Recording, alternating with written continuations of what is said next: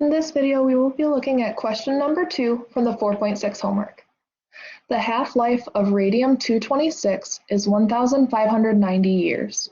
If a sample contains 200 milligrams, how many milligrams will remain after 2,000 years? So since this is dealing with decay, we're going to be using our exponential equation. Y equals AB to the X.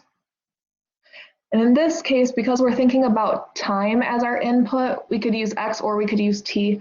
I'm going to use T just so we're thinking about that as time. We know that we're starting off with 200 milligrams. What we start off with is our A value.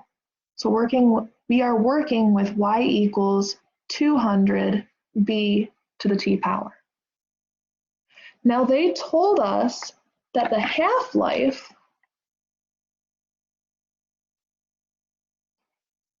is 1,590 years. So that means after 1,590 years, we're going to have half as much as we started with. Well, if we're starting with 200, then that means 1,590 years later, we're going to have half of what we started with, which will be 100. So if I plug that in, we get 100 is equal to 200 B to the 1,590 power. I'm going to solve for B, so I'm going to divide both sides by 200. 100 over 200 is 1/2. That's equal to B raised to the 1,590 power. To solve for B, I'm going to have to raise both sides to the 1 over 1,590 power. So that means B is equal to 1/2 raised to the power of 1 over 1,590. If I plug that into my equation, then in general, our equation is Y equals 200 times 1/2 raised to the 1 over 1,590 power, and that is raised to the T.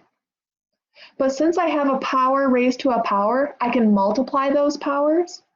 1 over 1,590 times T is T over 1,590.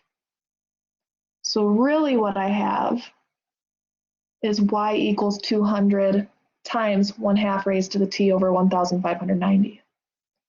They want us to figure out how many milligrams will remain after 2,000 years. So they're saying when T equals 2,000, what's our Y value? So we get Y is equal to 200 times 1/2 raised to the 2,000 over 1,590. That'll be 200 times 1/2 raised to the power of 2,000 divided by 1,590. It says to give our answer accurate to at least 2 decimal places. So I would say that Y is about equal to 83.63.